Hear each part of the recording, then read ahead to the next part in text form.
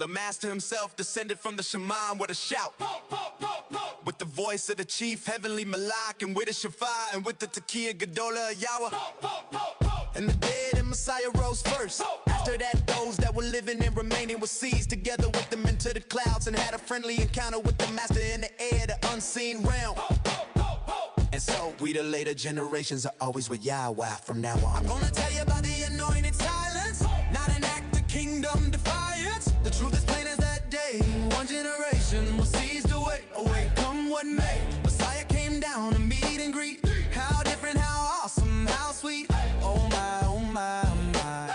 He did not lie. First came the sad total falling away. Then came that unseen snatching away. Once that day that took them all away. No more new records or documents were made. The sounds of silence reigned from 70 AD to 110 AD, proving that no one was left to proclaim, and that's not shady. I'm gonna tell you about the anointed silence, not an act of kingdom defiance. The truth is plain as that day. One generation will seize the way away, come what may. Messiah came down to meet and greet. How different, how awesome, how sweet. Oh my, oh my, oh my. He did not lie. Every book was penned before he came back in the first century.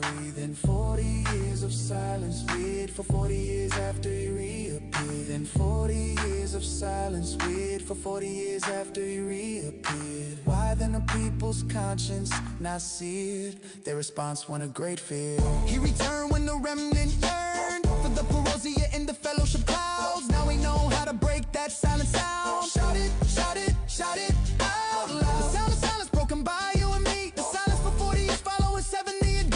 Shout it, shout it, shout it out loud. Gives testimony and kingdom glee.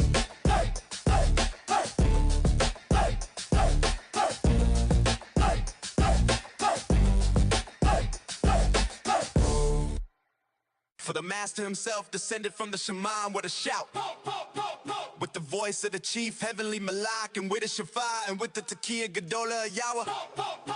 And the dead and Messiah rose first. After that, those that were living and remaining were seized together with them into the clouds and had a friendly encounter with the master in the air, the unseen realm. And so we the later generations are always with Yahweh from now on. I'm gonna tell you about the anointed silence, not an act of kingdom defiance. The truth is plain as that day. One generation will seize the way away, come what may. Messiah came down to meet and greet. How different, how awesome, how sweet. Oh my, oh my, oh my. He did not lie. First came the sad total falling away. Then came that unseen snatching away. Once that day that took them all away. No more new records or documents were made. The sounds of silence reigned from 70 AD to 110 AD, proving that no one was left to proclaim, and that's not shady. I'm gonna tell you about the anointed silence, not an act of kingdom defiance. The truth is plain as that day. One generation will seize the way away, come what may. Messiah came down to meet and greet. How different, how awesome, how sweet. Oh my, oh my, oh my. He did not lie. Every book was penned before he came back in the first century. Then 40 years of silence, wait for 40 years after he reappeared. Then 40 years of silence, wait for 40 years after he reappeared. Why then the people's conscience not seared? Their response won a great fear. He returned when the remnant yearned for the parousia in the fellowship clouds. Now we know how to break that silent sound. Shout it, shout it, shout it out loud. The sound of silence broken by you and me. The silence for 40 years following 70 AD. Shout it, shout it, shout it out loud. Gives testimony and kingdom glee.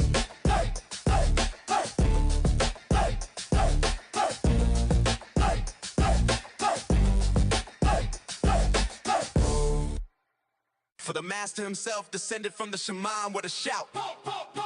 With the voice of the chief, heavenly Malak, and with the Shafar, and with the Tekiah Gedolah Yahweh. And the dead and Messiah rose first. After that, those that were living and remaining were seized together with them into the clouds and had a friendly encounter with the master in the air, the unseen realm. And so we the later generations are always with Yahweh from now on. I'm gonna tell you about the anointed silence, not an act of kingdom defiance. The truth is plain as that day. One generation will seize the way away, come what may. Messiah came down to meet and greet. How different, how awesome, how sweet. Oh my, oh my, oh my. He did not lie. First came the sad total falling away. Then came that unseen snatching away. Once that day that took them all away. No more new records or documents were made. The sounds of silence reigned from 70 AD to 110 AD, proving that no one was left to proclaim, and that's not shady.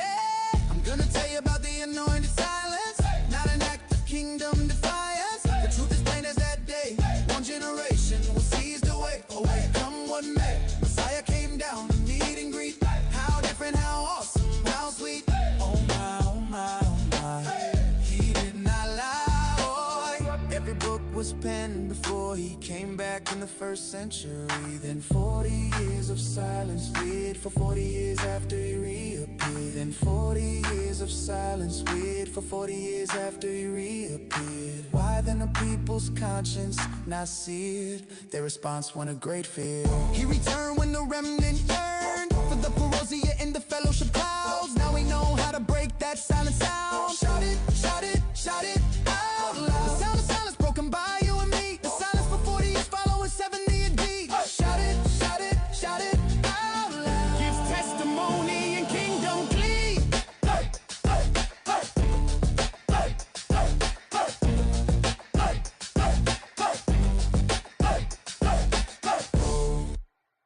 For the master himself descended from the Shemaim with a shout, with the voice of the chief heavenly Malak, and with the Shafar, and with the Tekiah Gedolah Yahweh. And the dead and Messiah rose first. After that, those that were living and remaining were seized together with them into the clouds, and had a friendly encounter with the master in the air, the unseen realm. And so we the later generations are always with Yahweh from now on. I'm gonna tell you about the anointed silence, not an act of kingdom defiance. The truth is plain as that day. One generation will seize the way away, come what may. Messiah came down to meet and greet. How different, how awesome, how sweet. Oh my, oh my, oh my. He did not lie. First came the sad total falling away. Then came that unseen snatching away. Once that day that took them all away. No more new records or documents were made. The sounds of silence reigned from 70 AD to 110 AD, proving that no one was left to proclaim, and that's not shady. I'm gonna tell you about the anointed silence, not an act of kingdom defiance. The truth is plain as that day. One generation will seize the way away, come what may. Messiah came down to meet and greet. How different, how awesome, how sweet. Oh my, oh my, oh my. He did not lie. Every book was penned before he came back in the first century.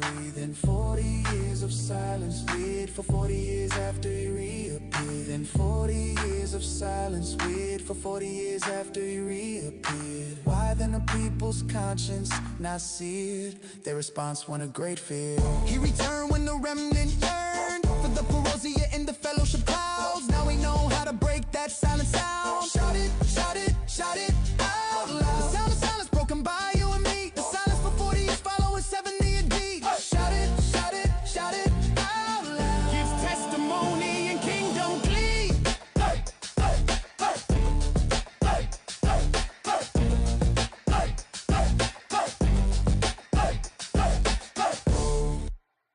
For the master himself descended from the Shemaim with a shout, with the voice of the chief heavenly Malak, and with the Shafar, and with the Tekiah Gedolah Yahweh.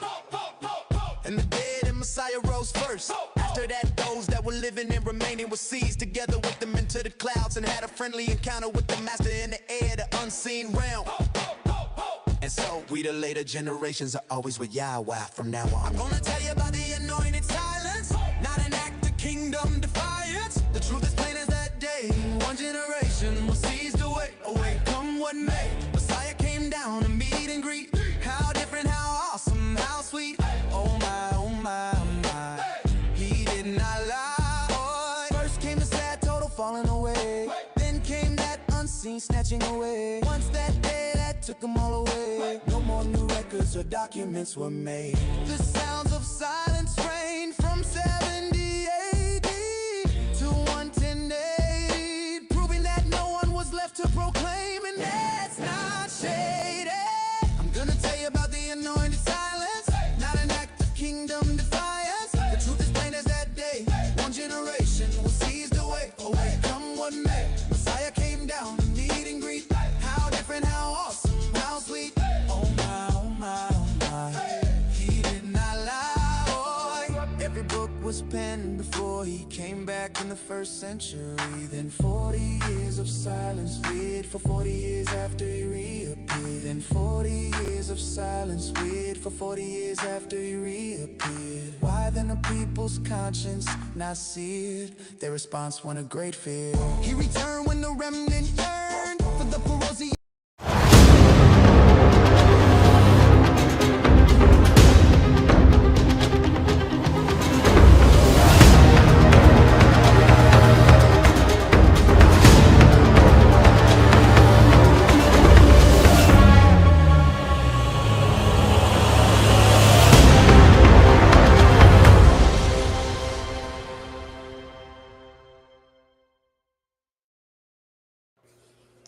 Shalom, shalom. You beat me to the punch. Go ahead. Shalom, Habrim. Shalom. Shalom, mishpacha. Shalom, mishpacha. How are you Mishpoche. today? Mishpoche. Boker tov. How y'all doing? I am good today. How are you over there in Florida? Yep, I'm breathing. A little cold, a little chilly. I was gonna say you're kind of cold these days. They keep Yep. telling us how bad it is in Florida. I'm like, oh my goodness, my Floridian friend. It's Can you handle Chile. the cold? It is Chile, as they say. It's Chile. Where are all our listeners? They don't. What happened? We offended everybody in a couple of days. I don't. Oh well, you know People are how it late. is. They People are gotta late. wake up. They gotta get going.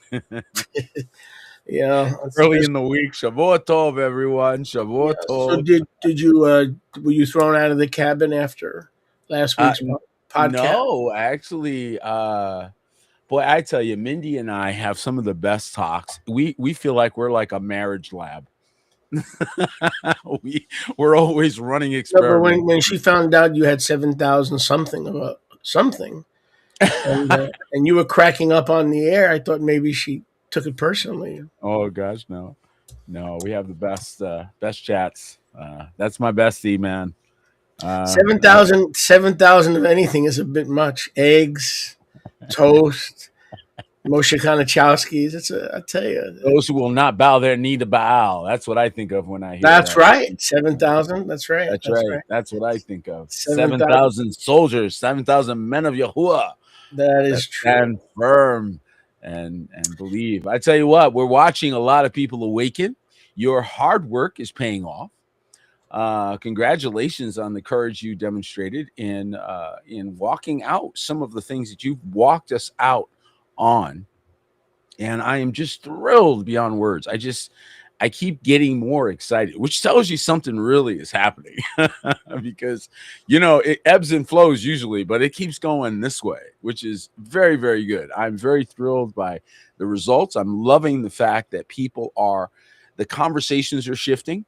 We're seeing less antagonism and more discussion, less of what I used to see. I used to see a lot more attacky stuff. And the message of, hey, stop doing that has finally kind of gotten out there. And you can see the effects. Still there. There's still a lot of people that come in and want to yell at everybody. But you're seeing more and more people are going, hey, I was there too. I was confused too. I was lost as well. I found some resources, whether they found the Ristine or one of the other, on their way to the Ristine Bibles. That's what I'll call them. I'll call them on the way to the Ristine. And it doesn't matter because they're waking up. They're asking new questions, right? They're saying something is not right with what we were given because the results don't lie. And so we don't have to look at how we got. All we had to do is say these results don't match the scripture, so something's wrong in the formula. At least we're going to look. So this, I think, has been an amazing thing to this point. What's your thoughts on that, show? Yeah. I like the fake deliverances that last for a week. Yep. Or for 2 weeks, or the fake salvations. If you're really saved, you don't have to come up every Sunday to get resaved. I mean, it either is finished or in you, or it's not. But here's something I want to throw at you. It's very interesting. When you're in the prophetic, when you're moving in the Ruach, you never know when a person, not you specifically, you never know the buildup or the fallout. Let me explain to you what I mean. Because I can only relate to what Yahuwah commissioned me to do. Okay. So when I came out with the return of Yahusha, which needs to be taught, Yahweh knows that needs to be taught. So when I came out with it, just like most human beings, I took a pen and a paper, and I counted the cost. Well, let's see. How many people will I lose selling them this? And I started calculating. This one's going to leave. This one's going to leave. This one's going to ask so many questions that I'm going to want them to leave, because my limit is 500,000 questions. Okay. I can do up to 500,000. So I started counting the cost, right? That's Yiddish, by the way, or German. German will understand what that means.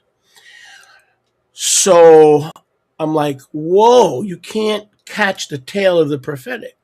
So instead of losing people over the return of Messiah, people are so happy and so joyous and so kingdom glee-ish to have been touched with this vital truth of the consummation of all things and the marriage, and that I lost people. I did lose people, yes, but not because of the return of Yahusha. In other words, when the prophetic moves, you never know the fallout or the buildup. There could be significant buildup. There could be a significant fallout. I thought people would leave my work and any kind of affiliation because they thought anything but futurism is heresy. Just the opposite. We gained followers, but we did lose a couple. Ready for this? Because now they took the 70 AD return of Yahusha as an excuse not to do Torah, because if the Mosaic age came to an end, now I'm free. I don't have to do Torah, because if I do Torah, I'm disrespecting the first century Parousia.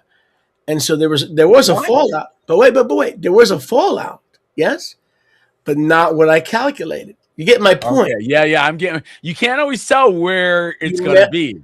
You never know. You never know where you think it's going to be here and it's over here, and you're like, what? Correct. It does. Once the prophetic word is commissioned and released, you just don't know the grainy sand, the stony sand, the mixed sand.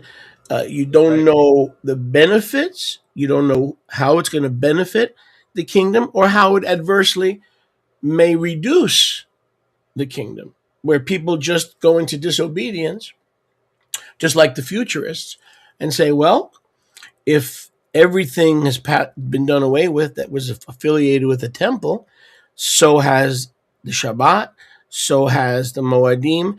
And so what I'm trying to say, clumsily, I did lose a few, but not because of what I thought. So you never know when Yahweh has told you. Kind of say to you like they were being held. But isn't it the same with you? But wait a second. Isn't it the same with you? You thought you were doing things to help people in terms of being financially independent and sovereigns, right? Mm-hmm. And then it fell out the wrong way. So I mean, this often does. Yeah, it often does. Yeah. What's that saying? No good deed gets goes unpunished or something like that. Mhm. So, that is something that I've battled my whole life. One of the things that I got told when I was a kid, a little boy, I cleaned something. I don't remember what it was. I did something that I wasn't asked to do. And I was told, "Oh, you're trying to be good, too good to be true," or something like that. And that stuck with me. And it's been with me the whole time. My whole life. It's like, question your motives, question why you're doing it. Why are you doing that? And that's something that's just part of the walk, I think, and something that you have to overcome if you're going to be a vessel in this hour. And what you just said is exactly correct. Well, you mentioned the prophetic word. I want to go there here in a minute, but I want to say something about the auxiliary, because you made it such a great point. I gotta touch it. So many times the offense that we created or whatever is nowhere near where we thought we were guarding against. Like, I can't even tell you, and I'm sure you have some stories too, where the donuts I bought, I preached for 2 hours, and the only thing you want to tell me about is the donuts I bought, or that you didn't like the fact that I was wearing. Back then, I used to dress differently, so I was wearing cufflinks. That bothered you? The cufflinks bothered you? My parents taught me to dress. I don't dress like a slob. I never went to church like a slob. I didn't care how anybody else dressed. I didn't. I never did that. I always dressed up because that's how I was taught. So again, that would offend people because I was in Minnesota, right? In the Midwest, where they're all untuck it. Everything is untuck it. And I'm not an untuck it kind of guy. Maybe I should move to Minnesota. I know, but I'm just saying this was back in the 90s and whatever. We're still. But I am an untucked guy, but for the record. Yeah, but I mean, I'm not, right? So that's not my style. But my point is that people get offended. And you're like, what in my message? What did I preach on? Oh, no, that was great. You got nothing to say about the scriptures we went over or none of that. You got a problem with the donuts. My word. I'm not even kidding you. And people who have been with me for a while, they'll remember this. Drew, he's been around a while. He'll remember this.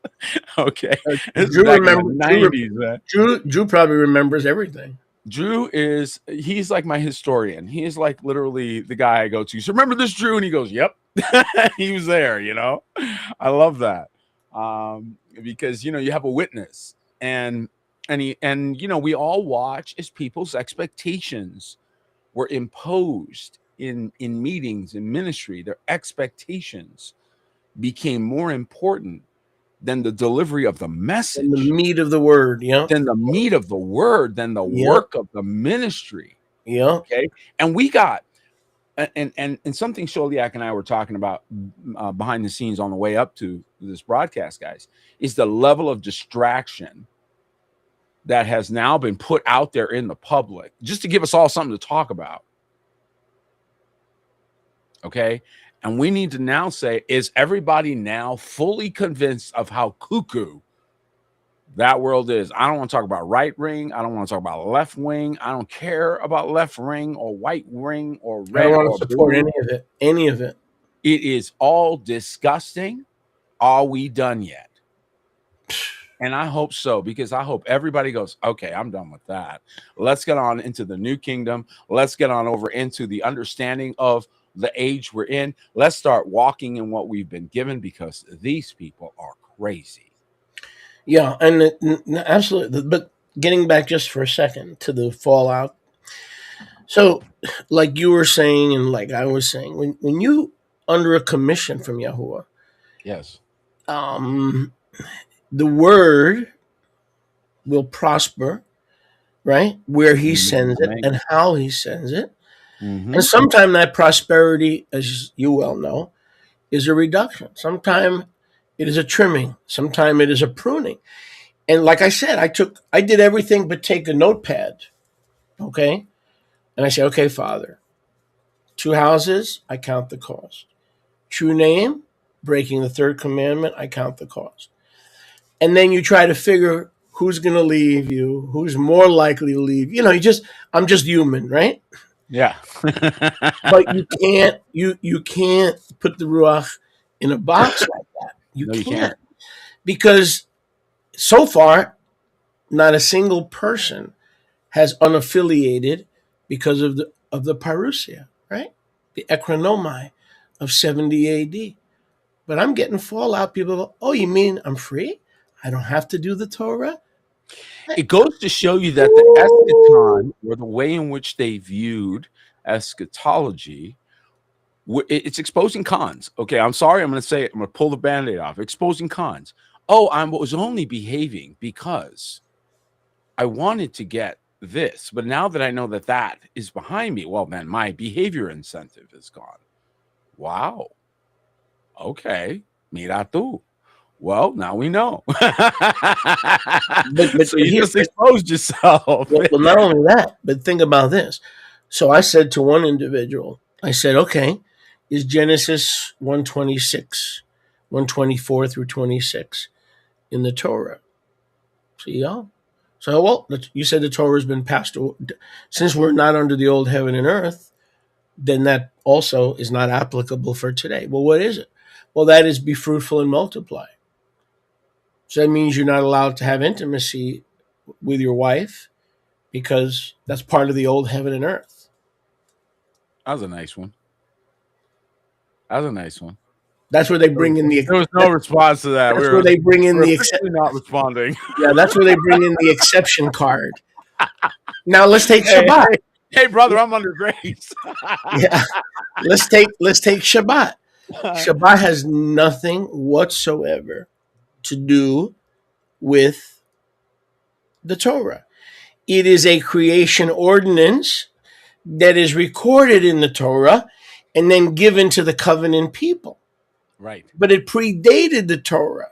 Yes? Exactly correct. So if the old heaven and earth passed away, are you free to worship Baal? Or are you free to celebrate the creation ordinance, which now becomes a recreation ordinance because you're a new creature in the Messiah?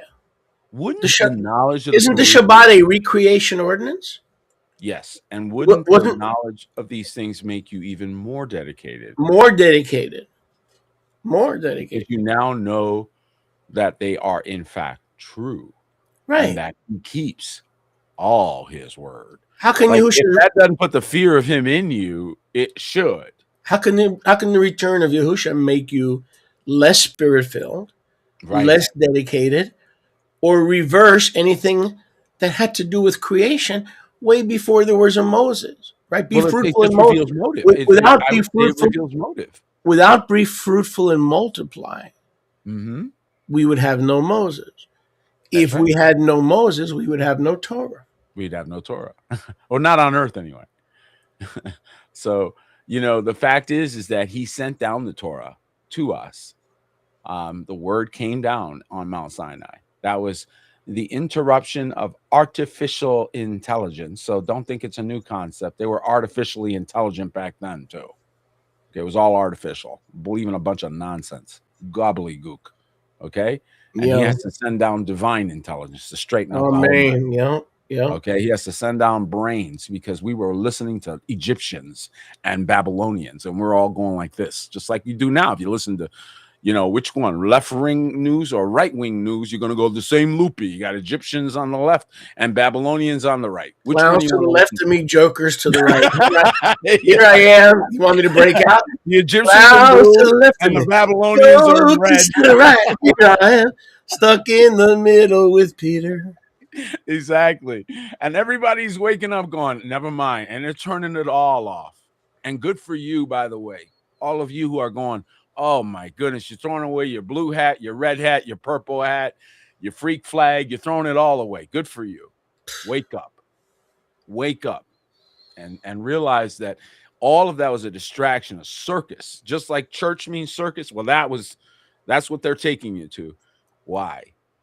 To distract you from the prophetic word, to distract you from the work of the ministry, to consume your time that we are supposed to be redeeming because the days are evil.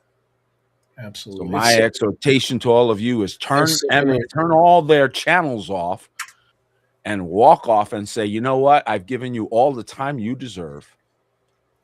And I'm done. I'm doing that more. The funny thing is, I turn on the news like you say, to be updated but not overwhelmed, right? Which is your broadcast, the theme of the Monday broadcast, the Monday night. So I do that, and then what's been happening is because I used to be a news junkie many years ago, like many of us were, Mm-hmm. and then I, got more spiritual, Mm-hmm. and I cut back to a few hours a day. But what's happening now? I say that tongue in cheek, right? See what I mean? But what happens now is when I turn on the news, I'm like, after 9 minutes, seriously, after 9 minutes or 8 minutes, I run to YouTube. I never thought I would see the day when I can get more in the spirit on YouTube, where at least I have a choice, right? I can Mhm. choose. Then, and I get, regardless, the legacy media, isn't that? And I think we mentioned that backstage. Mhm. The legacy media, oh, Epstein and Trump and Biden and hookers, right? All of a sudden, it's Ukraine again. It, Yeah. wait a second. Does Matt It, don't we want to talk about this, guys? it's the government shutdown again. Excuse me. Weren't you guys that were shouting to release the Epstein Just file? a week ago? Now, all of a sudden, you're talking You don't about want to talk about it. Oh you no, don't this want is to talk about it. So, in other words, we got to go to social media because they're the only ones talking about it. That tells me right there. And the reason I believe is because they want access. They don't want to upset the powers that be because they want access. Access means honor. Access means shared power or a perception of shared power. what we're finding out, folks, is that to sum it up, is that this show has been nothing but a scam. We're all realizing what a scam, a full-on scam, Yeah. we've all been subjected to. I don't care which side of whatever aisle you Yep. thought you were on. We're I all agree. waking up going, we got straight hustled by all of them, all of them. But didn't but And but didn't Freemason George Washington warn us? yes, And didn't Jefferson Freemason they all 33rd warned you. degree? They all Didn't they told you warn what was us? They were basically saying that Freemasonry is okay, but political parties are not. They did warn us about political parties and central banking, right? look at the countries. You know what I use as, and yes, the answer to that is yes. Especially the wars with Hamilton. But the thing that I look at right now on the world scene, just looking at our modern 2026 world, look at countries that do not have the two-party fight every 2 or 4 year system. They're cruising past you. Why? Because they don't have this nonsense, arcane, constant battle. You notice our country is in literally battle state every other year. It's every other year. It never stops. And so you can't ever produce consistency, constancy. You're creating an atmosphere of constant conflict or strife, which is why we're sort of the war making part of the world. The world looks at the West as war making. That's what you do. You make war. And this goes back hundreds of years, guys. China was opened by a war. China had closed its gates to the West, and that is their tradition. They had one port you could go through, only one. And the only reason why that changed, Great Britain went to war with China. They called it the Opium Wars, and they opened the gate. So what we know through history is that we have seen an ebb and flow. And if you are a student of history, you know we are in another one of those ebbs and flows because of the same topic. Different weapons, same stories. And so, again, folks, this Yeah. is why it's so important we disconnect from all this nonsense and get back to what we're called to do. Get back to the work of the ministry while we have time. Correct. Changing the subject to a more positive thing. Yes. And you can discuss anything that we're led to discuss, but one thing that I'm going to teach on this coming Shabbat, we've been talking about the period of silence, right? This Mhm. 40 years of silence, One of the most powerful parts and of your discussion has been the silence. the empirical proof, right? But Yep. but what I'm going to bring forth on this Shabbat is that Hebrews 10:25. Now, in Hebrews 10:25 in isolation is, oh, you're one of those yawners. Mhm. I already knew that. Peter Martinez, Apostle Peter, tells you, do not forsake the assembling of yourselves together, as the manner of some is, all the more as you see the day approaching. That's right. Boring. We already knew that. And we already attend the assembly. But here's what the writer of Hebrews was really saying. When was Hebrews written? In the 60s, right? In the middle 60s. Mm-hmm. What's the end of that verse? The day is approaching so soon, within the next 8 years, 6 years, As you see the day approaching.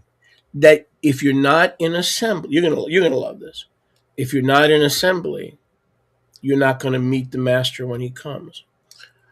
You know when Yahusha returned in 66 AD, right before, in the Parousia, to remove his Kedoshim and to raise the dead, so they wouldn't have to go through the Great Tribulation? At Shavuot, we're in assembly several weeks after Pesach. They were in assembly in 70 AD, and on the night, which was a Yom Achad, it was a Yom Achad, on the night of Shavuot, in the assembly, he appeared to them. And that's why he said, make sure you are in the assembly as you believe that the day, as you believe that the day is getting closer and closer. Think about that. So I'm going to share very, very solid evidence that when he returned before the Great Tribulation in 70 AD, beginning 66 to 70, that was a 3.5 year tribulation, the Right. Roman Jewish War. They were resurrected, the dead were resurrected, and the living were changed while they were in Shavuot assembly. Because remember, that's when the Ruach fell, right? That's when the Ruach fell in 30. And 40 years later, the Ruach really fell. And Yahusha came to resurrect the dead and to change the living. And all that happened on Shavuot. Can you imagine that? I can imagine it. Not only can I imagine it, not only is it a fact, and it is true, it's a historical fact. It's behind you, folks. Sorry, hate to put it to you that way, but it is. When he said, not only Sholiak is correct. So first of all, show respect, because the man is correct. All right. And I don't say that lightly. You know that. You know that I weigh things very carefully. So he is correct. Now, when he said every eye shall behold him, I want you to think very carefully who he was talking to. Whose every eye would behold him? Whose? Because you just presumed that he was talking to the guy in Fiji. You just presumed he was talking to the guy who happened to be in Germania at the time, Right. or Russia, Right. but he wasn't talking to them because they weren't there.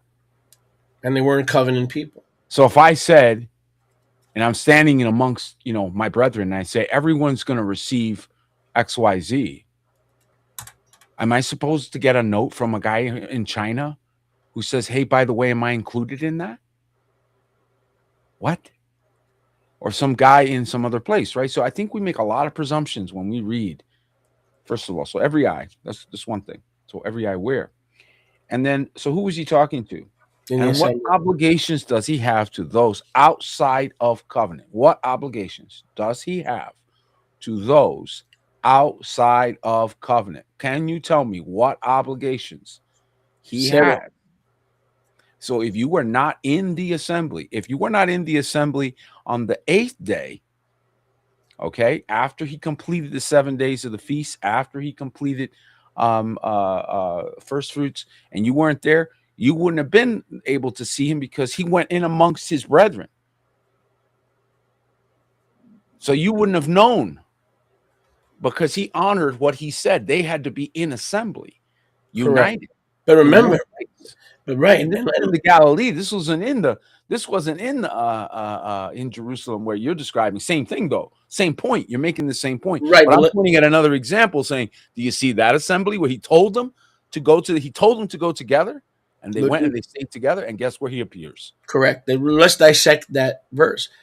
Do not forsake the assembling of yourselves together, as the manner of some is, As the manner of some all the more as you see the day approaching. So he's appealing to them based on an eschatological immediacy.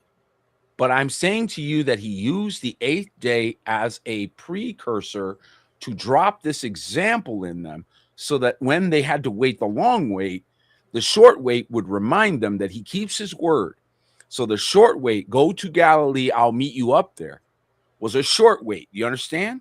You see how that was a short one. That was not too long. And so they got to see him rise, but they knew they had to wait for him. And so they go up to the Galilee to wait. Then he appears in their midst. You see what he just did there? He confirmed to them, you be patient. You don't worry. You go do what I tell you to do. I will appear in your midst. Correct. That's the message that he's dropping without having to say a word. He just did it. I'm going to appear in your assembly. I'm going to appear right here in your midst. So now all of a sudden they're like, man, assembly's where it's at. Okay, everybody. Where did he appear? In the assembly? Where were you? I don't know. Where were y'all? You guys and were over when there. The resurrection. That's when the 500 resurrection. When he rose, but only 120 made it to the right place at Shavuot. What happened? Right. That's when the resurrection and the change of the living occurred. They were taken to a different realm. You understand? Nobody saw it because they were taken to a different realm. Now, here's something else. How do we reconcile that to 1 Thessalonians 5:1 and 2? Behold, the master will come as a thief in the night. Now watch this. When we take Hebrews 10:25 and we try to reconcile it with 1 Thessalonians 5:1 and 2, it makes perfect sense. You know why? Because the parousia, when they were resurrected and caught up, took place at night, the night of Shavuot. Get this. He will come as a thief in the night. Why? Because he will come for those in his assembly, right? They were gathered for Shavuot, right? They were keeping Torah. And when did he come? As a thief in the night. And you can never be prepped. The night of Shavuot. That's you right. Get that? Who's ready in the 10 virgins? Look at these. Look at this example. There's 5 virgins who are wise. They go in together. 5 are foolish. Not only did they have to at the last minute try to repair what they had not done up to that point, showing a lack of industry and dutifulness, but on top of that, the entitlement becomes very obvious when they're knocking on the door after the fact, saying, "Open to us." Still not perceiving that they had missed their opportunity. Correct. So, still not perceiving that he did not appear to them. Correct. He appeared to those who were prepared and ready. You cannot skip that. Just like in the Holocaust, they figured, like in the Holocaust, their Jewish neighbors disappeared. Well, they figured that Hitler took them away and they didn't want to get involved. So the 5 foolish virgins in 70 AD figured Nero had arrested the Christians or murdered them, of the believers, and they didn't want to put their nose in. So people say, well, how did they explain the fact that the living were taken to a different realm? Very simple.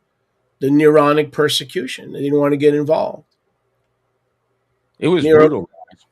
Yeah, Nero first came the Neronic persecution, then came the Great Tribulation. So when the Neronic persecution was underway in 64 to approximately 66, when people saw people that were no longer there because of the resurrection had taken place, they just figured Nero slaughtered them or took them to Rome or whatever. And that was the Neronic persecution was some serious stuff. Serious stuff. Everything outside of the household of faith, everything outside the gates, if you will, was tons of confusion.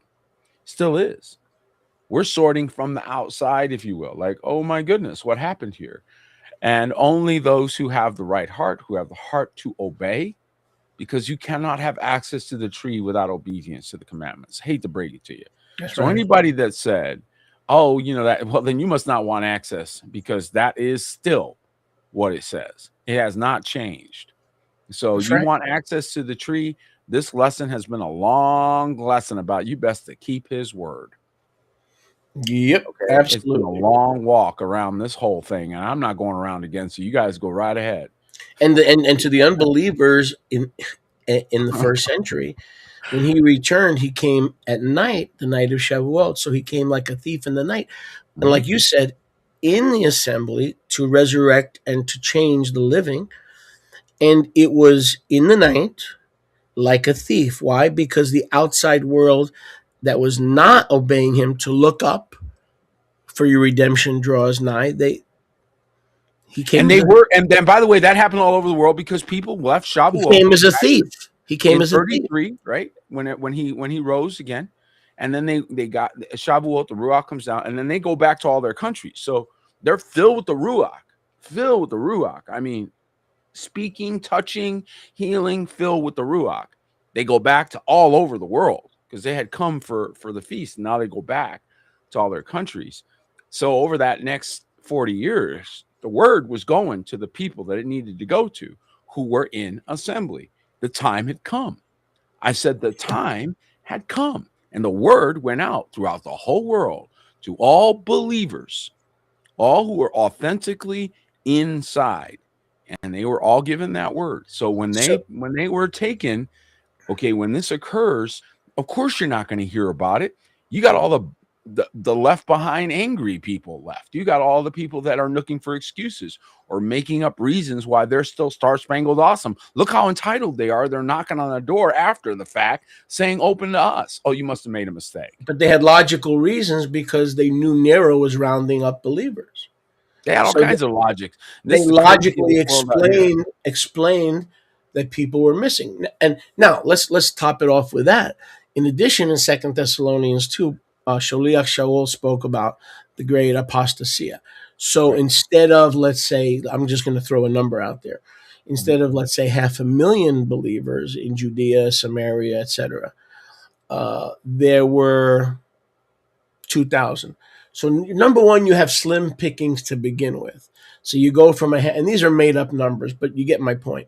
To go from 500,000 to 2,000. Now, out of those 2,000, let's say 900 were not in assembly. They were making excuses, foolish virgins.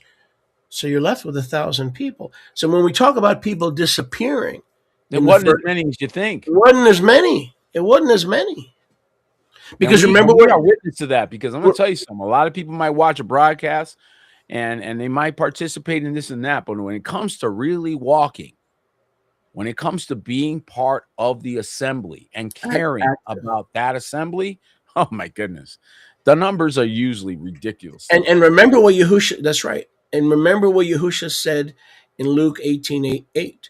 And there's a reason. When the Ben Adam returns, will he find Faith, Nasarim, right? real faith? The answer is no. Because we don't understand when the scriptures talk about a first century apostasia from Mm, 30 AD, 33, whatever year you want to use, to right. 70. People were falling away left and right between the Hellenists, the Greco-Romanists, the Ecclesiasticals, the death of the leader Yaakov, and people got discouraged, the scattering of the flock, the Yeah, so-called we the so underestimate the death of the Yaakov, and so-called that, the so-called Judaizers who were yeah, not Judaizers, they were Pharisees who were right, trying to bring the disciples back under their control. right, Okay, exactly, and then exactly. came Same on thing. top of all that came the hunting. It was a hunting season of Nero. This was not just a persecution of believers before 66, but this was from 64 to 66. This was hunting season. The Mhm. tigers, the lions, they were sport. They needed Right. fodder for sport. So you can easily go from 500,000, now you're down to 2,000, but 1,100 don't want to come to the assembly. And so Hebrews 10:25 is a final warning. He's going to come as a thief in the night. Because Yep. if you're not assembled on Shavuot, according to the Moadim, at night, you're going to be damned and you're going to perish. So that was not just that, Peter's got such a great congregation. You might as well join. No, that was a matter of Life and death. resurrection, Yeah, life, no spiritual life and death. resurrection. Yep. I've been Change trying into to say immortality, this change for into like immortality, or 10 no years, man. change into immortality. Thank you. Thank you. Thank you. Thank you. Thank you. Thank you for saying that, pulling a band-aid off. Sholiak. Oh, I love you so much. That's exactly right. How long have we been saying, folks, you cannot get saved outside the assembly any more than you can get to the tree of life from outside the city? It's the same point. Literally the same point. So next time somebody says, why is this so important? It's so important that the resurrection of the saints of the first century depended on it. You're practicing inside the city when you're inside the assembly. One more time. One more time. Mhm. The Sholiak, or the pastor, is representing the tree of life. Okay. He is a picture of it. That is why he is there. He was sent by the king himself, if he's real, or, if there was a real vessel. And so you're coming into the assembly. This becomes a tree of life, or a river of living water, where you're supposed to be planted next to it. Okay. So you're constantly refreshed, constantly getting word. Look what you're going to get every week. Look what you're going to get constantly. You're going to receive this from the offices that he installed. Why? Amen. To prepare you, to get you to think a certain way, to get you to shift so that you can go very easily right into the city, because you're already used to being inside the assembly, being inside of the cover. You are already a submitted heart. You're very few. You were harvested from the many. You were harvested from the many. Yeah. And he took chosen fruit. And he said, these, they obey my word. They can come inside the city. Okay. These obey me. But in They that, humble themselves before me. They bring me the honor, the kavod, the tapara that I deserve. These I will let in. These other ones are all talkers. Leave them outside with the dogs. but in that understanding, everything is reconciled. In other words, Right. his appearing will be public to a certain group, Right. covenant.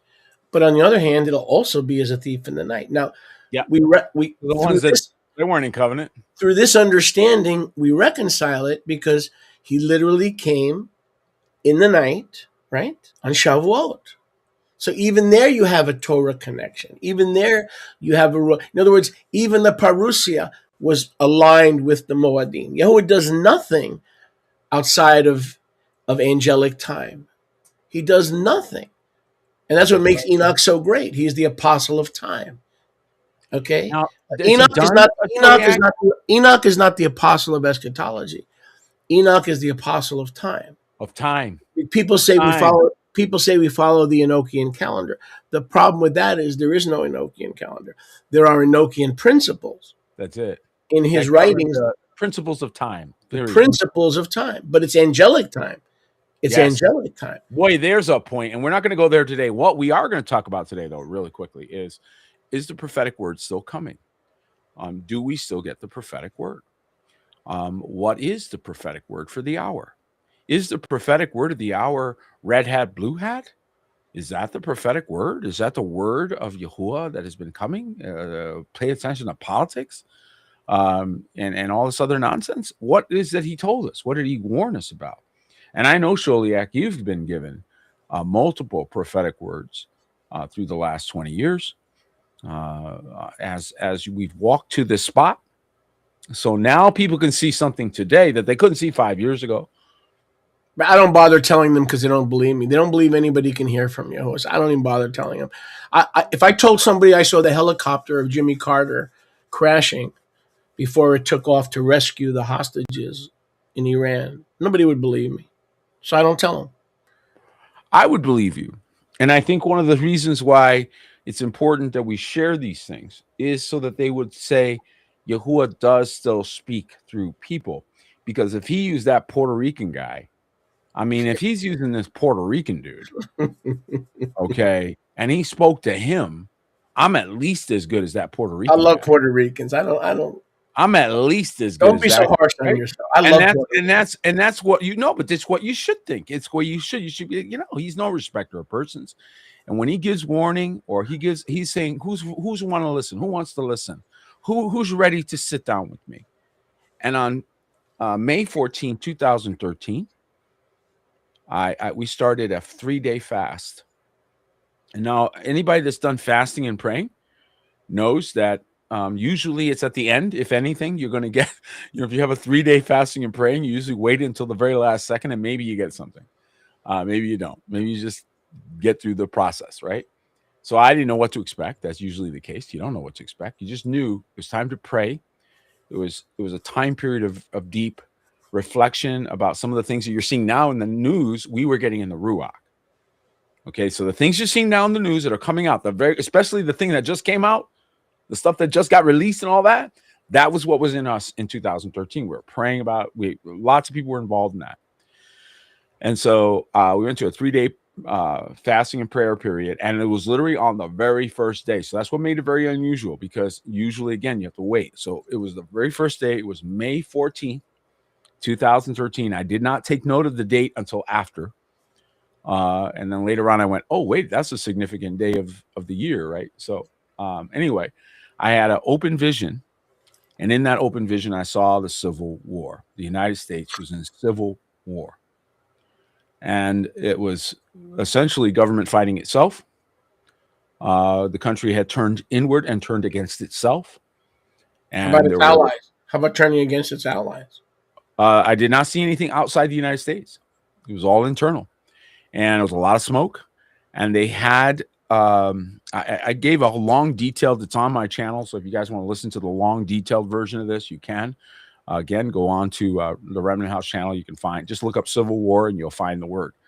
But the point is that there were considerable things that were happening. And I saw the human-like, they looked human. And I did not have a description for it because at the time we did not know what we would now know, that they were making these things and making them so lifelike or human-like that you can hardly tell. And they were picking up dead bodies. That's what they were sent to do, and putting them in a train and getting rid of them. So this thing has been warned about. We are seeing the results of things that the Ruach has been saying to various vessels. You know, this is coming, this is coming. And yeah, you might interpret it as the end of the world, but it doesn't matter how you interpret it. What matters is it's the end of something. Something is shifting here.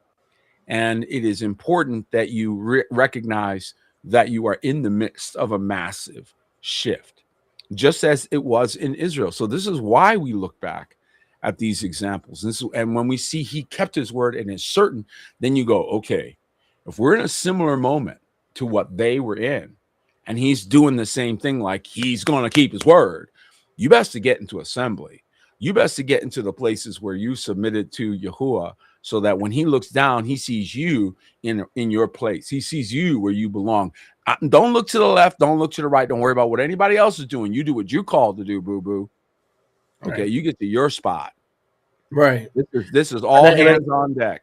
And I do agree with you that Yahuwah works in patterns, and even after 70 AD, the patterns are never broken. Those are universal laws of favor and judgment and whatever that Yahuwah set into effect. So the 70 AD does not, since we're in the kingdom, these patterns continue, and the pattern of the righteous living in the new Yerushalayim, and the unrighteous away from his presence. I mean, nothing changes. Nope. Psalm 2 is in full effect. You talk about patterns all the time, and I want everybody to understand that I agree with Peter. Obviously, there are patterns. Obviously, what does generation mean? It means regeneration. Yeah. It means reset the pattern. It means sexually excited men and sexually excited women have to mate. So they have the repeating pattern.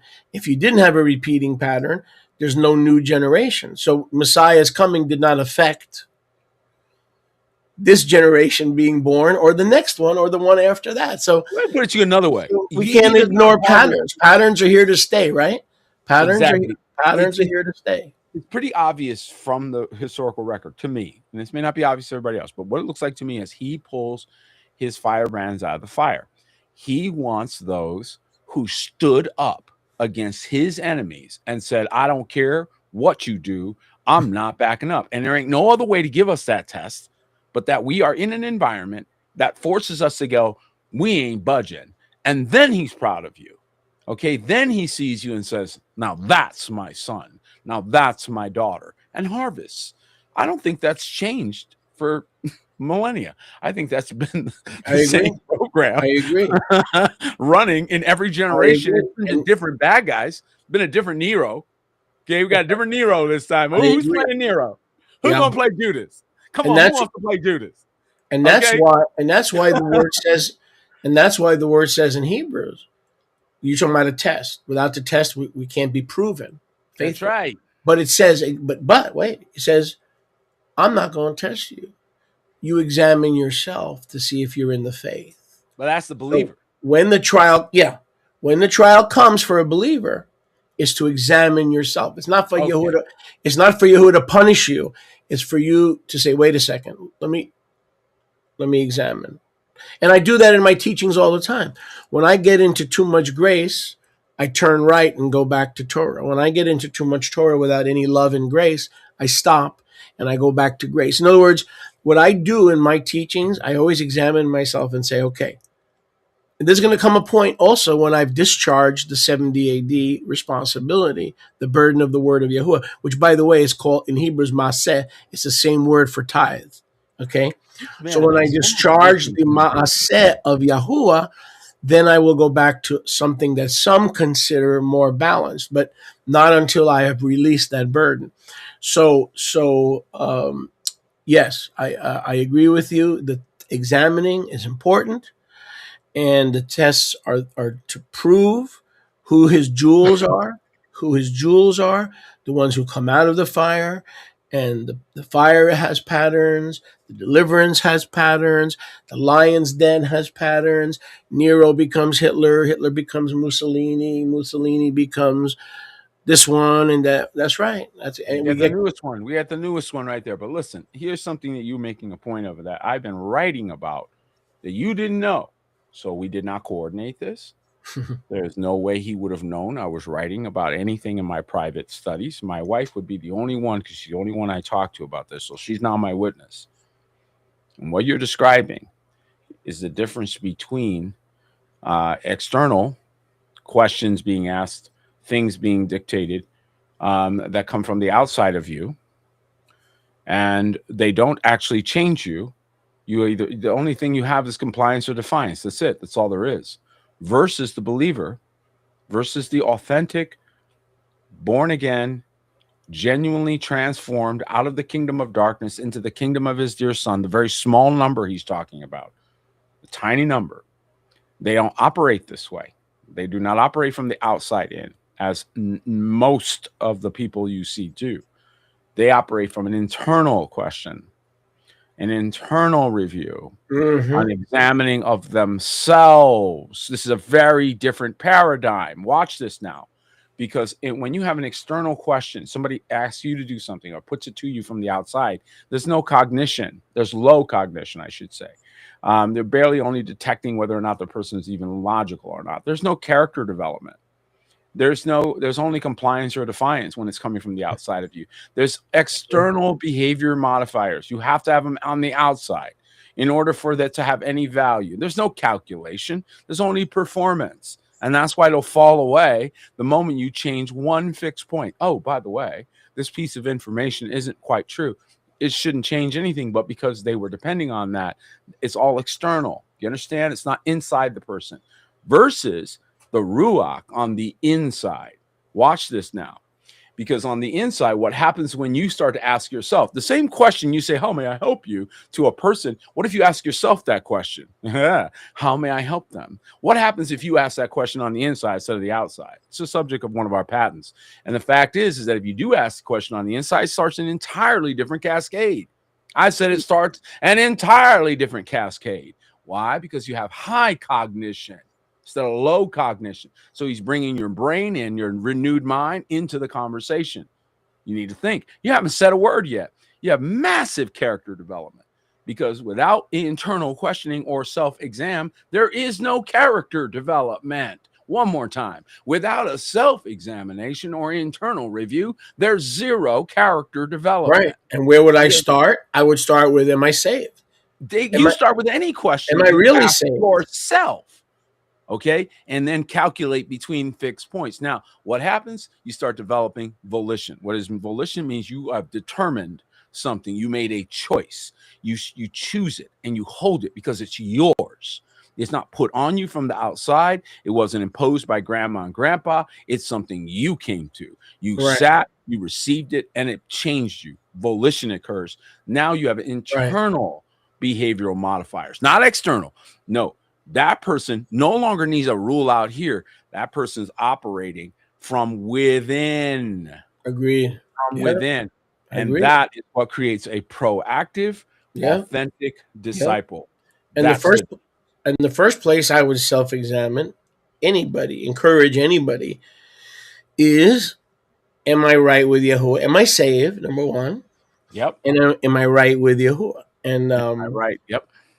because there are people who are strung out, they're alcoholics, they're strung out, they're addicts, they're totally in the flesh, except when they listen to a broadcast like ours and they come up for air every once in a while.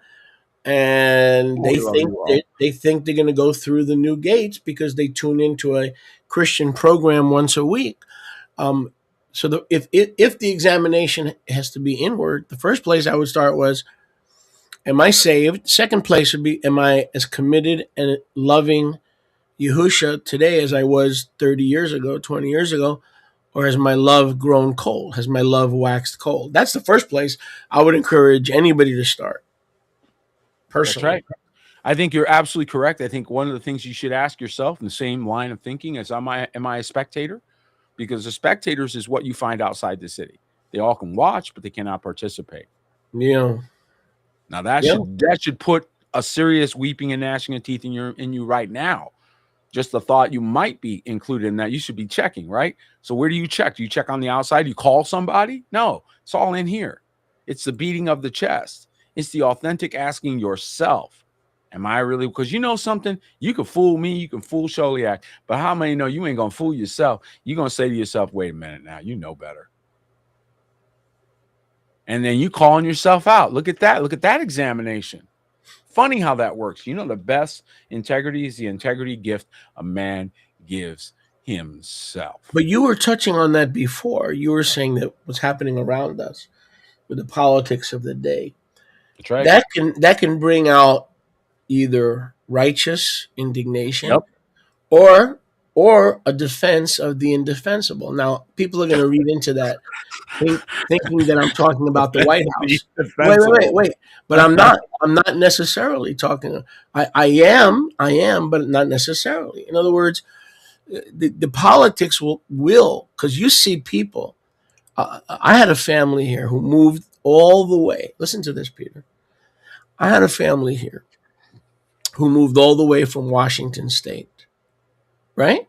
And because I, did not approve and politics got heated, here's what I want to say, not left and right, but they were so committed to that philosophy that is now in power that as soon as they heard me call it out, they forgot the fact. You forgot everything. That I married them for free. Yeah, I forgot everything. That was it. That I blessed them. That I invited them into my home.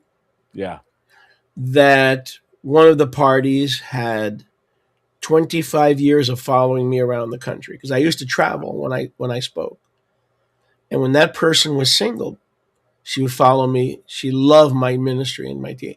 But as soon as I spoke against her man, I haven't heard from them since. They left. That person's feeling pretty stupid right now. Okay? If they're not, they're not paying attention, and they certainly don't like 13-year-olds. And that's all I'm going to say about that. But if you could break up a kingdom relationship over, let's say you and I disagree over the governor. Wait. Let's assume you and I disagree over the governor of Arizona. If that can break up our covenant ministerial, and it ain't a covenant, anointing to do this broadcast, like you've told me many times before, and I respect you for it. I really do. I'm not really sure if I believed you, but I'm going to choose to believe you. You said I'm not going to be the one to break up our friendship. Nope. No matter what happens, no matter what people say about you, if it breaks up, it's going to be your fault, basically. I won't be the one to do it. And that to me is character. That I don't even know if I'm capable of that kind of character, but that to me is character. Thank you. I believe that. I believe that's what Mashiach says to us. I will never leave you or forsake you. If this relationship breaks, it won't be me.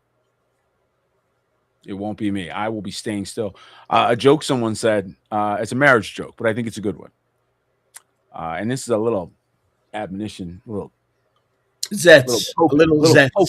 little poke at the marriages out there. Little poke, okay? And I said this to Mindy as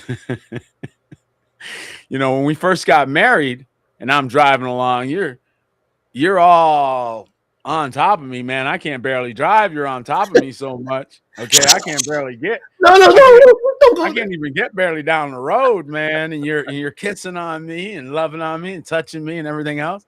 Now look at you. You can't even get close enough to that door. Could you want to be part of that door over there? I'm driving down the road. How far away did you get? Well, things have changed. And then you're driving along. You say, well, I didn't move. I'm still in the same driver's seat I was when we met. Man, what happens? Familiarity breeds contempt. Familiarity. You start to take things for granted. And after that conference in July, watch out, because you're going to know me better, and I'm going to know you better, and the devil's going to make sure he's going to attack to make sure you remember my weaknesses, not my steadiness. I do not believe you actually have passed the test of love for your brother until you love his weaknesses. And until you can come to the place where you're like, yeah, my brother does that, but that's okay because he's my brother. He's not heavy. Until you can reciprocate that, okay? Until you can do that, you ain't saved. I'm sorry. And I'll step to every line. I step to the line with everybody. And I'll say that, hey, I'm going to give you the love that you deserve, and then watch and see how they react. I do these things publicly. I'll do it publicly. I'll be like, that's my brother. That's my brother, right? And watch how they react.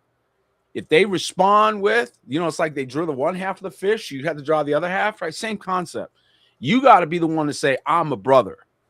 I'm stepping to the line. Are you going to meet me there? I'm going to be honest with you, Peter. Are you going to meet me there? Yeah, true. But I'm going to be honest with you. I never heard anybody else say that to me, either during a friendship or when we began a friendship. You said to me multiple times, which means you wanted me to get the message. Because I was worried about 2 type A personalities. You remember that? Bumping heads. And we probably would if we didn't walk in the Ruach. But you said to me, whatever happens, I want you to know one thing. I will not be the one that disconnects. If we disconnect, sin's going to lie at your door. Genesis 4. And that hit me because nobody's ever talked to me that way. To be honest with you, even my wife never talked to me that way. To be honest with you. So that definitely got my attention, and that told me that you were sincerely different. I do really believe very strongly in unity. And I believe that the Father has put this into us as special vessels to say, regardless of our differences, and they are wonderful differences. Isn't that beautiful that we have 2 different types of personalities and different expressions? Yeah, but you can't fix the problem that I'm better looking than you. No, I can't. I can't deal with that. But you know what I do have? I have so much love for you that I'm actually proud of you for being better looking than I am. I wish I was telling the truth, but I'm not. I wish I was. I'm okay with it. We got to open for questions. I'm sure there's a few out there from our beautiful, handsome people out there. All right. Fair enough. So, one thing that I do love is that there's so much good discussion now because of your work. No one can deny your work did this. But one thing I'm not going to do, Peter, is ask the ladies, put the ladies on the spot, our precious sisters, and ask them who's better looking, me or you. I'm not going to do that. Stop that. Don't pressure me. Don't pressure me. Stop it. Stop it. Mr. Slenderoni over here. All right. Don't pressure me. All right. I'm not going to put the ladies on the spot. All right. And we have such a wonderful group, then, and they love us both. So let's not do that, right? We won't do that. But We're gonna behave ourselves. If I can keep you in, let's go this way. You know what I love about this man? I'll tell you what I enjoy about him is that he leads by example more than you think. If you start noticing corrections in me, it's not because he called me and said, "Hey, Peter, you need to do this." No, he might make a comment here and there, but he leads by example. And I love that. I love his great example. I love his diligence, and he impacts me without even knowing it. It moves me, gets me places where I need to be. I see that because you let me teach you just like I let you teach me. Yep. I mean, I don't miss a broadcast ever since we connected. And just because we're in ministry together, I don't miss a broadcast. Because I see how you're flowing. I see how you're flowing. And I like the different, the different directions that you flow. Well, and I try to be sensitive to what the Ruach is saying in that moment. This is one of the dangers with series and things that you get yourself going on, is that you can go outside of his will. In your case, I saw him, like, the fact that it didn't stop at 4 or 3 or 6. I was like, oh boy, he is the Ruach has him on a tear. And when the Ruach does that, you got to just let it go until it's done. I want to serve notice to the newbies out there. Most of you are newbies who don't know me going back 3 decades. When Yahuwah first fired me with the true name, I didn't stop for 5 years. I made a lot of enemies. I ain't gonna stop till Yahushua tells me to stop. Sorry. 5 years. That's all I taught. I was on the name. You just didn't happen to be there, right? So y'all think I'm stuck on 70 AD. You know why? And I don't make excuses for it. I'm honored to represent Yahuwah on 70 AD. But you weren't there for the 5 years when all I would talk about was a true name, and the next 10 years when all I would talk about was Israelite identity and the restoration of the 2 houses. These guys weren't there. Stay tuned, folks, because we're going to continue these kinds of discussions. When we talk about things like external versus internal, what is the difference? What makes you prepared for the coming of the King? Even if you knew he was coming next week, would you know what to do to be ready? And that is a question that so many take for granted. And it's one that I hope you stop and go, man, that's a really good question. Would I really be ready? Do I even know what he's expecting of me? Have I asked that hard question on the inside and asked him? Or am I just presuming because I don't really want to ask? And that's where the courage is going to separate the wheat from the tare. The courageous ask. The courageous will go and say, all right, tell me what I need to do. Tell me where I'm off. Tell me where I'm short. Tell me what I'm failing to do. And I can tell you right now, you guys are holding your gift off to the side as spectators. You're practicing to be dogs on the outside of the city. I'm just telling you right now, you put your gift on the shelf. You put your anointing on the shelf. You don't support. You don't stand with or work with anybody. I'm talking anybody. I get it. The apostles are too intimidating or whatever. I get that.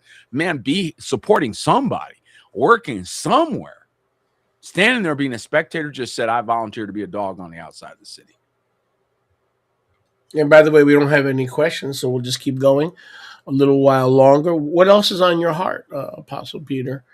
I mean, the things we talked about are intense, but we have a little time remaining. I think the words of our mouth are another element that we have to be really careful with. We have an opportunity right now in this moment where we have the power of the upper hand. We were right. The remnant were right. You were correct. You were the ones out there telling everybody about judgment coming. You were the ones out there telling everybody to repent. You were right. Okay. So you enjoy the high ground.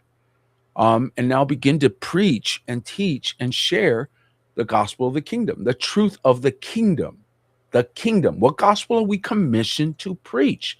The gospel of the kingdom. Okay. And if you keep preaching the kingdom, okay, that alone will change America. So great question, by the way. What is a great? By the way, I agree with you. In other words, the gospel of the kingdom not only the kingdom is coming. Now we have to honor Yahuwah's revelation. The kingdom has come. That's right. What are your obligations and what are your responsibilities? And stop believing in the great gaslighting, and stop believing in the great rug pull that Messiah came and said the kingdom of heaven is at hand and then made us wait 2,000 years. Stop believing Right. that. And you heard me talk about this before. Can you imagine a Kadosh woman, Proverbs 31 woman, waiting at the altar? Her husband says, I got to take a break. I got some things to take care of. I'll be right back.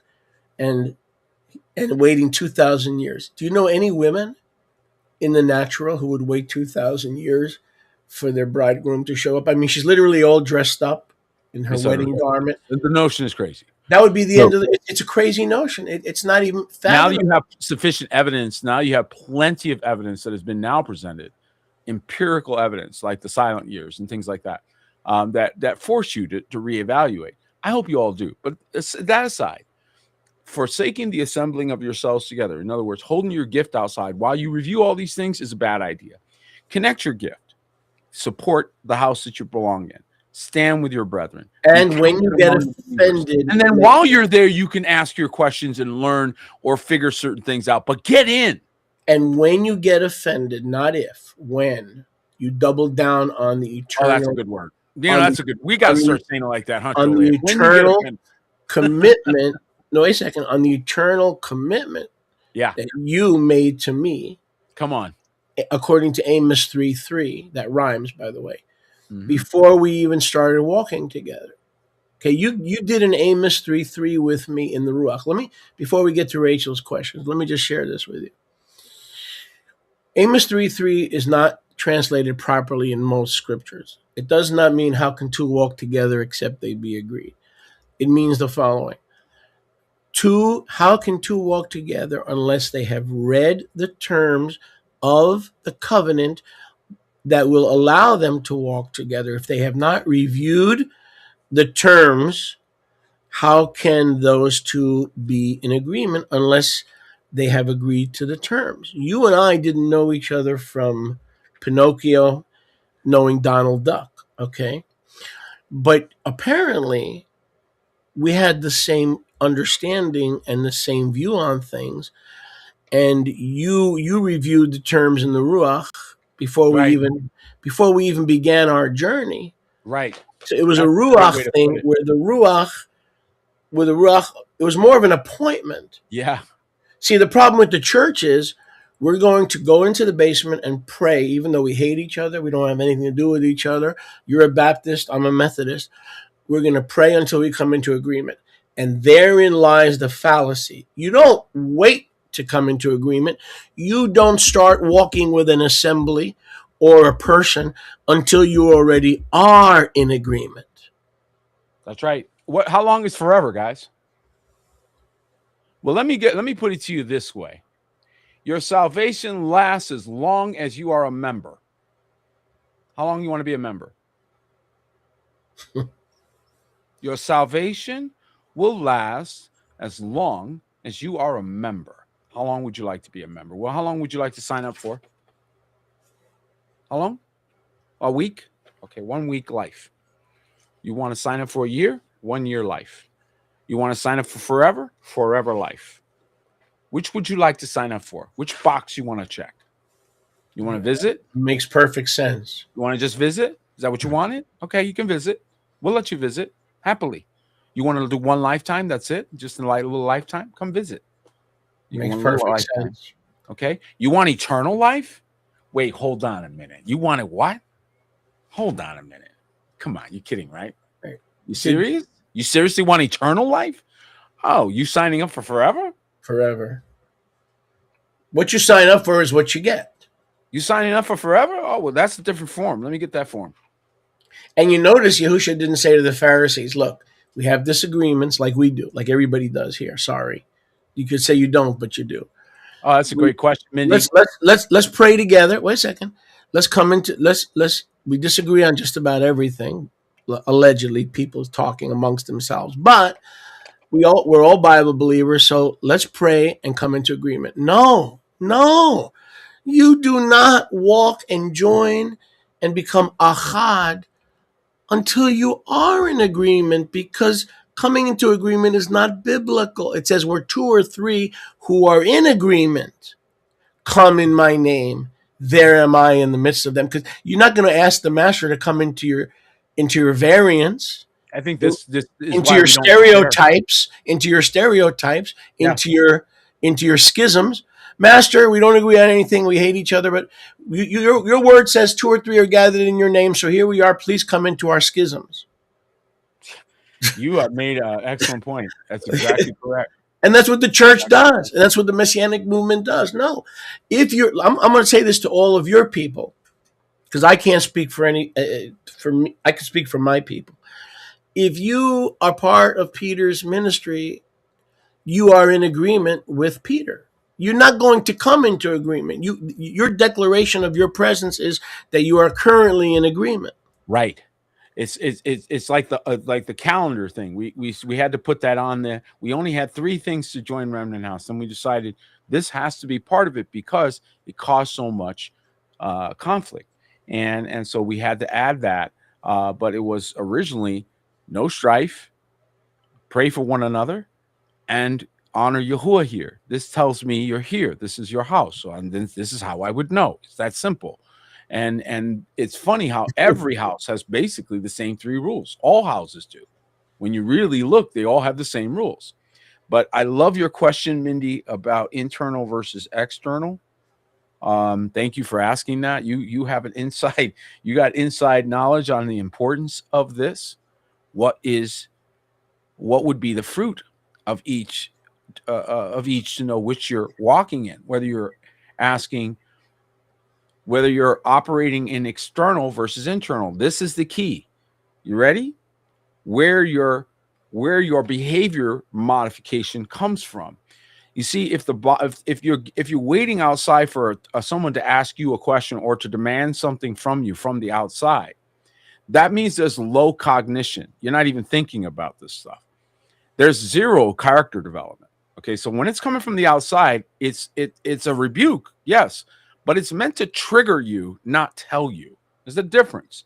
We're provoking one another versus dictating to one another, which Matthew 6 prohibits.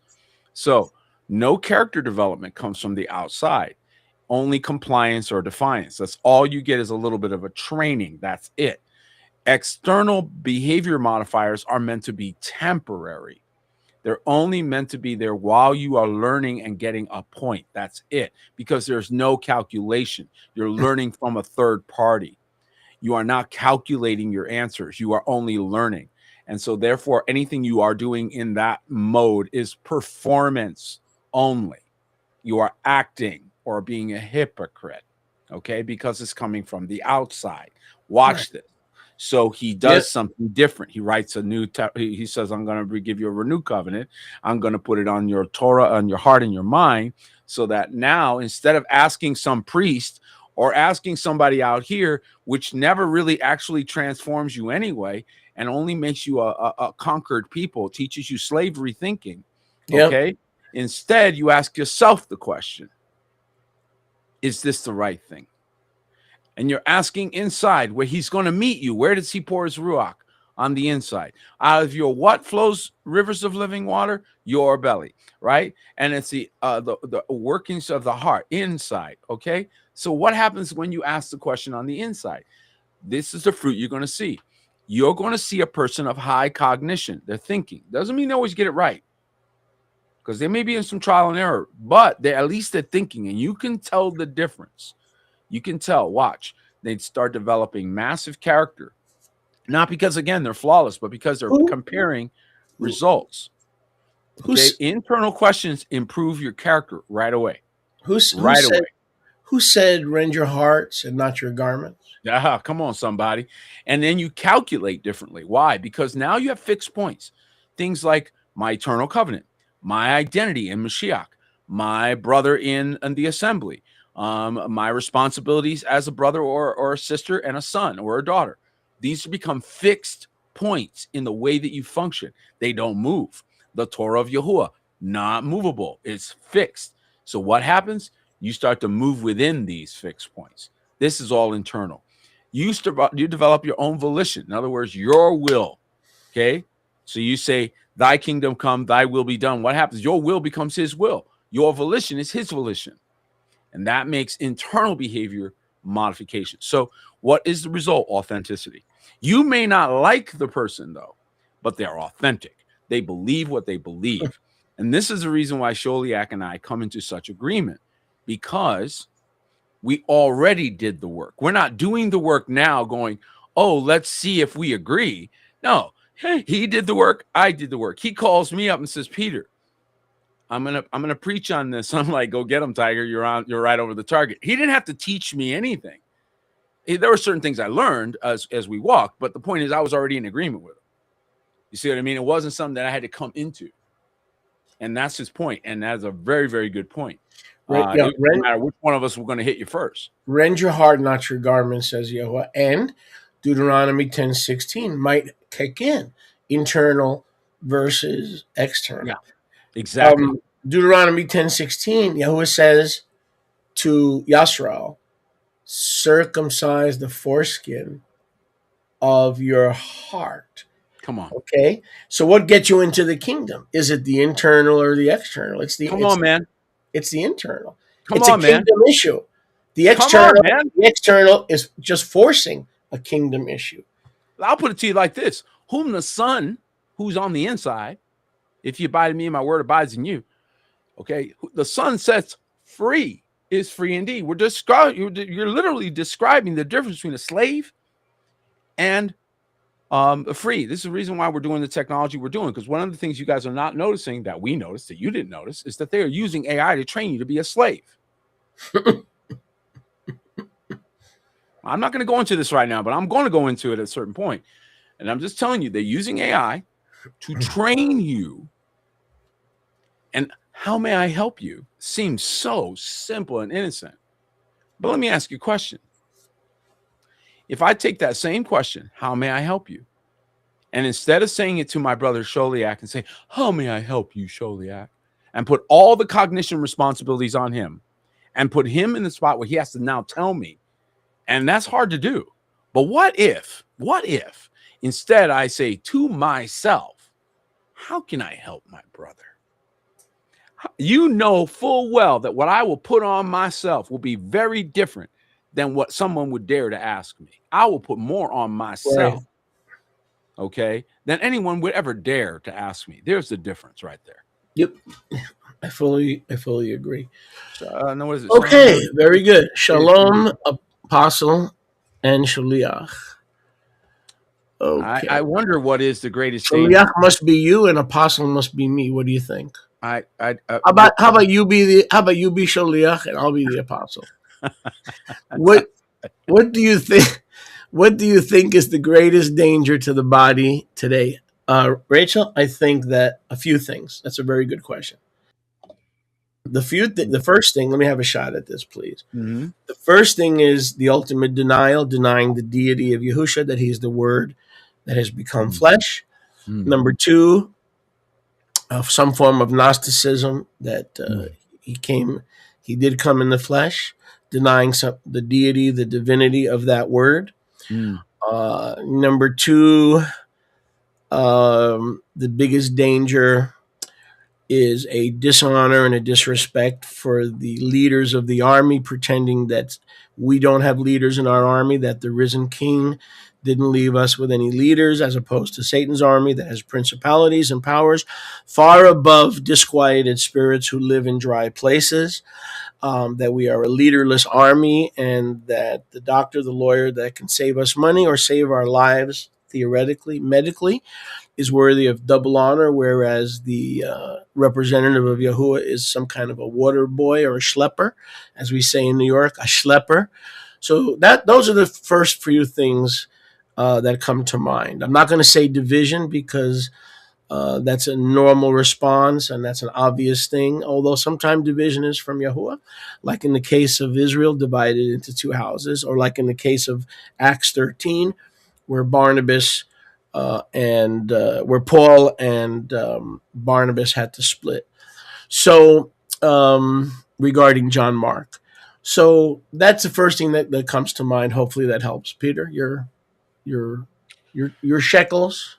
My shekels, my 2 shekels on this are I'm going to go with the foolish versions because I don't think it matters what age you're in.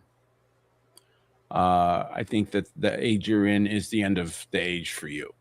Let's just put it like that. Like the great tribulation is the greatest tribulation happening to you, right? So we all have to deal with our own parameters. But the 5 foolish versions, to me, in any generation, represent the greatest threat for all of us. Because regardless of where you are in time, had you been there in the greatest generation, we can call it that, the greatest generation, right? Had you been there for that, um, you would have had to not be a foolish virgin. You would have had to be a wise virgin to survive. The example hasn't changed. So now here we are in a similar, some might say, scenario, right? A similar world scenario where there's a lot of persecution and the same scenarios are repeating themselves. Same solution, the same great danger, and that is to make presumption. So what do we see in the foolish virgins is presumption, assuming themselves to be okay. Why would there be great weeping and gnashing of teeth, except that those people all thought they were already good? So this is the danger, is I would say the greatest danger, because she said the greatest danger to the body today. I would say the greatest danger are the presumptions that people make that everything is totally acceptable when you're not getting your full review until the end. So sitting around thinking we're good was a foolish way to be. And those who are wise, who are humble, who made sure they had oil in their lamp, well, they were there when the bridegroom showed up in the night. It's true. The night of Shavuot. Let's see. So appointed time, appointed place, there's a lot of things that, keep coming back as repeat themes. They don't go away. And a lot of people want to throw it away. They want to throw away appointed place. They want to throw away appointed time. They want to say everything is generic now. That's a big, big danger, is minimizing and commonizing, making common what is royalty. That's a incredible danger beyond words. Again, let me take a quick shot at Jeff's thing. Not Yes. a mean shot, but I believe the little season, because we kind of touched on this in the Zoom meeting. I believe the little season is from 30 to 70 AD. Little, not 1,000 years is not little, not 500 years for it. That's not little. I believe it was a very short transition period between the old and the new heavens and earth. Now the rest of it, similar to judging princes. I think I answered that. Let me go to the next part. World government, princes or grandchildren. Those are repeating patterns. Mm-hmm. The princes, the unrighteous governments, the disembodied spirits. Those are the same spirits that are disembodied. That's a recurring pattern. They're always looking for a new house to be inhabited. But just I'll make it clear, I believe every single thing. See, I'm not a partial preterist, Brother Jeff. I don't believe the scriptures were fulfilled in 70 AD other than Revelation 20, 21, 22. I believe that Revelation 20, 21, and 22 were also fulfilled in the first century. So please understand that.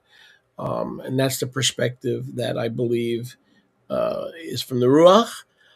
So I really don't want to get hung up on the little season, because if I believe Revelation 20, 21, 22 was fulfilled, then the little season is past. That doesn't mean demonic activity is past. That doesn't mean unrighteous leaders are past. Again, that's my view, and I believe we have to be consistent. And I also believe that when Yahushua said in Luke 21, 22, and 23, that all the scriptures will be fulfilled in the day of vengeance, when the Romans are sent by Yahuwah to destroy the synagogue of Satan, and then they in turn themselves will be destroyed. I believe that happened in the first century. Therefore, all 22 chapters of the book of Revelation are a historic book. There is not a single chapter in the book of Revelation that is futuristic. That is my personal conviction. And if you come into that understanding, if you do, then it changes the way you order your affairs. Interesting point about this. First of all, it is the same New Jerusalem that is the mother of us all, the bride of Mashiach. This is the age we have entered. We have entered the age of the New Jerusalem.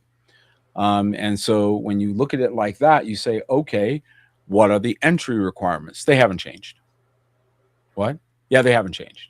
Because he's not a respecter of persons. So if he put his first century people through all kinds of persecution and difficulty to come in, trust and believe it is through much tribulation that you enter the kingdom. That is why outside hasn't changed.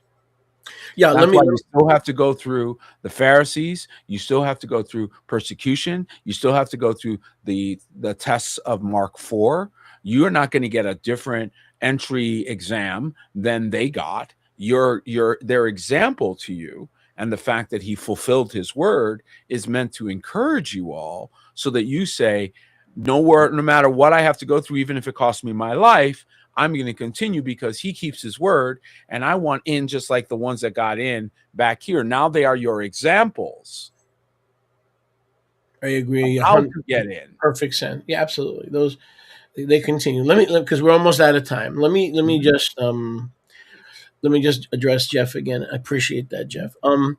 So I have done a teaching. If you go back, we're up to about 56 now. But if you go back somewhere in the 30s and 40s on that playlist, on the YouTube channel, and I can send it to you if you send me an email or message, or I can send it to you on Facebook, where I talk about when was Revelation written for 3 hours, and we prove beyond a shadow, beyond. Let me give you a little tidbit, because I promised that we would close early today. Yeah, it was in the 60s. Yeah, let me give you one little tidbit that I haven't touched. So people said that historically, John died under the persecution under Domitian, which was from 90 to 92 AD. Now, Nero's family, his true name was Lucius Domitius something. So the family moniker was Domitius. When you translate Domitius from a noun into some other form, Domitius can also be said Domitian. So Lucius Domitius Nero was actually from the family of Domitius. So when the historians wrote that John was killed during the Domitian persecution, which historically was 90 AD, way after 70, as opposed to the Nero persecution, Nero Domitius, which again, look it up online. You could ask ChatGPT. And that persecution was strictly from 64 to 66. John was murdered along with his brother James. James was martyred in 44 AD, and John was martyred in 66 AD, because that is a fulfillment of Mark chapter 10. Master, Yahusha said, can you indeed drink this cup that I drink? Can you? And they said, yes, we can. He goes, indeed, you will be baptized with the same baptism that I am baptized with, and you shall drink it, thus indicating that both James and John would be martyred. The mother was seeking a position of favor. He says, okay, before I give you a position of favor in the kingdom, can you drink the cup that I'm drinking? And they said, yes. Right. And he goes, you will indeed drink. So he was prophesying in Mark 10 and Matthew 20. You could look it up. Mark 10, Matthew 20. He was prophesying their martyrdom. That was under the Nero persecution. John wrote the book of Revelation and died in approximately 66, before 70 AD. That is a historical fact. There's no second opinion. There's a twisting of history, but you cannot twist the prophetic words of Yahusha. So the book of Revelation, when it was given, was a prophetic book. Let me state this very clearly. When the book of Revelation was written in 66 AD, it was a prophetic book. But once 70 AD passed into the new heavens and the new earth, from our perspective, it is a historic book. Having said that, what Apostle Peter always says, the recurring patterns of the book are still happening. Yes. So, again, you may pick up, we're at this point of the pattern. And so therefore, this is what's in front of us. Okay, well, that's great. And they might, in fact, follow that pattern. And you may see certain things that continue to repeat. They saw it in the 1800s, 1700s, 1600s. They all thought, they all had the same exact fury and fervor, that I should say, that you have today. But the fact is that these are patterns. Now, as I said, there cannot be a change in the requirements. So if you had to be willing to stand up against persecution in the first century, why do you think that you would get a different entry requirement in a couple centuries later? Why do you think it would just suddenly be, oh yeah, you don't have to worry about nothing. You don't have persecution. You don't have any of that. Nonsense. Every generation is going to go through it, through much. And so what do we have here? Did the first century assembly fulfill their purpose? Are they an example to the flock? Like Peter said, 1 Peter 5 says that they were to be an example to the flock. What flock are they talking about? Are they talking about the flock they're standing amongst? Yeah, but the real flock that they're an example to are every generation that would come, every Nero that would get up, every idiot that would think he could put the saints completely out, every generation, every one of their Hitlers, every one of their antichrists who would rise would all meet the same demise. So we continue to see the same cyclical nonsense. But what you're not picking up, but we're not all picking up, is that the process is for our benefit. It is for us to demonstrate that despite the darkness, we will shine our light before. Right. Peter, would you be so kind and bear with me? Because the question that Jeff asked is asked. It's an excellent question that is asked all the time, and I don't want anybody taking my word for it. Okay? Yeah. Just give me a second. I want to show you something. You see the screen? Mm-hmm. Okay. Claudius, there it is. Look at it. Look at this. Born Lucius Domitian or Domitius. That's again. It's a language variant. Okay. Lucius Domitian or Domitius. So was John persecuted and died a peaceful sleep? No. He was persecuted under Domitius, but not the 92 AD, but the actual Neronian persecution. Nero was the Domitius family. And Yahusha cannot lie, according to Mark 10 and Matthew 20. Both brothers drank the same cup of martyrdom that he drank from. Okay? That's it. And that's a sobering thought, huh? Does that sober everybody up? Does that sober you up and say, wow, you mean, Peter, I thought we had like an easy street program. Nope. There's more people dying now than there were when I first made the comment that another believer dies every 5 minutes. That was based on 100,000 persecutions per year. We are now at 300,000 per year. That is according to Amnesty International, I believe, is one of the sources for this information. So persecution is going up for believers in Messiah. So it used to be once every 5 minutes. Now it's one every minute and a half. Somebody else is dying because they will not give up the name. So again, dying, not just being persecuted, not just prejudice against, not just not getting a job. No, dying, being killed in the earth every couple of minutes. Somebody is dying because they will not yield. And as go ahead. That tells you the temperature on earth, and those that are sitting on cushions, those that are sitting comfortably, we all have our moments of comfort. Do not take that lightly, because it could be your moment tomorrow. Next thing you know, you're in persecution, and you have to be willing to endure to the end to be found faithful. I feel bad for all the people that didn't tune in today, because usually we have a few more listeners. I feel really bad. You know why? They missed some deep truths into the word of Yahuwah. I feel bad for them, but hopefully they'll get a hold of it later in the week. Amen. Sholiak, it is always an honor for me to sit with you. And I am so thankful for our connection and our friendship. And I certainly hope that people take inspiration from our unity and the fact that the Ruach put us together. And it goes to show you that it is a choice. We can stay together as brothers if we choose to, or we can choose strife and division. That is our choice. Right. Good reminder. That's a good reminder.